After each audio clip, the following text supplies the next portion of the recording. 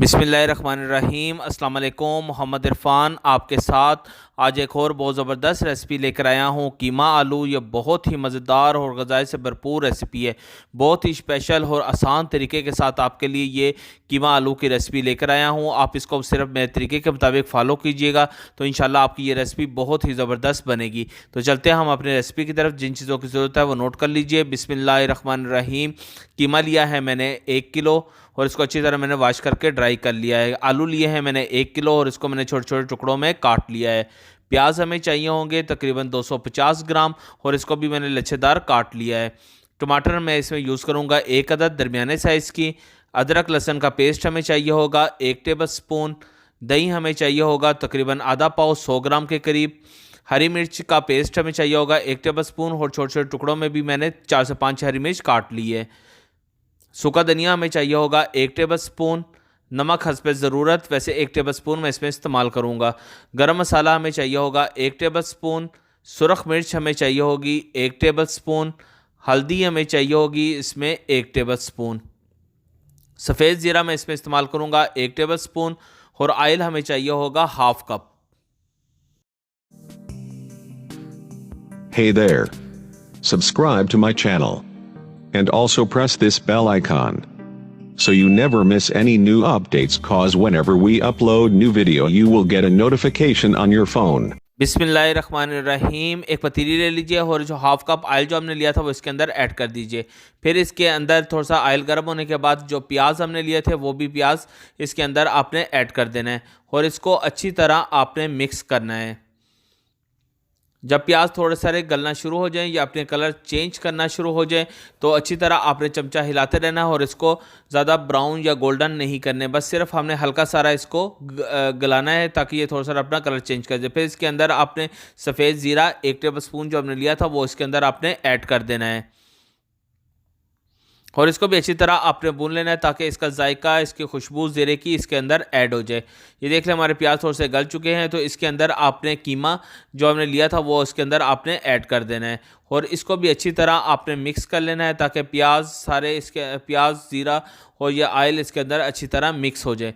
और जब ये थोड़ा सा अपना कलर चेंज करना शुरू हो जाए तो आपने इसके अंदर लहसुन अदरक जो हमने पेस्ट लिया था वो 1 टेबल स्पून इसके अंदर आपने ऐड कर देना है और 1 टेबल स्पून हरी मिर्च का जो पेस्ट हमने लिया था वो भी इसके अंदर आपने ऐड कर देना है और इसको भी आपने 3 से 4 मिनट अच्छी तरह भून लेना है ताकि लहसुन अदरक का जायका और हरी मिर्च का जायका इसके अंदर ऐड हो जाए और उसकी खुशबू भी इसके अंदर आना शुरू हो जाए। जब ये हल्का सारा ऑयल चेंज करना ऑयल आना शुरू हो जाए और इसका कलर भी थोड़ा सा चेंज हो जाए तो इसके अंदर आपने दूसरे जो मसाले हमने लिए हैं वो मसाले इसके अंदर ऐड करने हैं।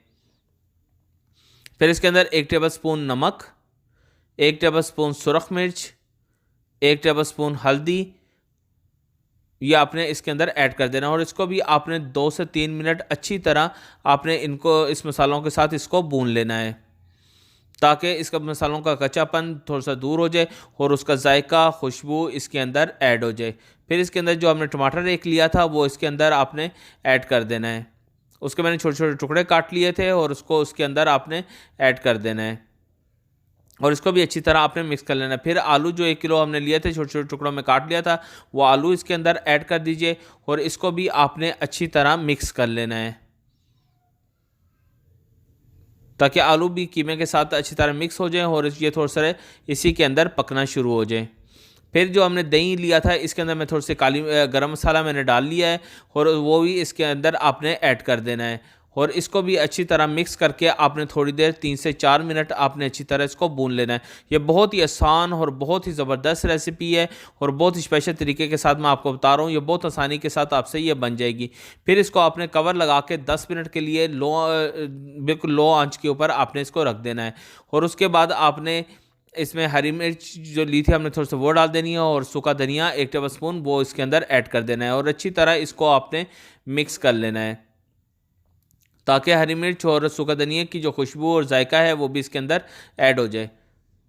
ये देख लें। फिर इसके अंदर हाफ कप हमने अब पानी इसके अंदर ऐड किया है। हमारा कीमा अभी तक गला नहीं था, लेकिन वो खुश्क हो गया था, इसलिए इसके अंदर हाफ कप पानी ऐड करके इसको भी आपने अच्छी तरह मिक्स कर लेना और इसको थोड़ा सा पकने देना है।